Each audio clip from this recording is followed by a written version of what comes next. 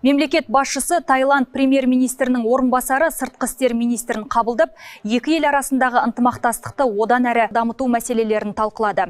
Президент өз сөзінде мәртебелі мейманның Қазақстанға сапары екі жақты қарым-қатынасқа жаңы серпін беретінін атап өткен. Сондай-ақ келесі жылы Қазақстан мен Таиланд арасында дипломатиялық қатынас орнағанына 35 жыл толатынын еске салды.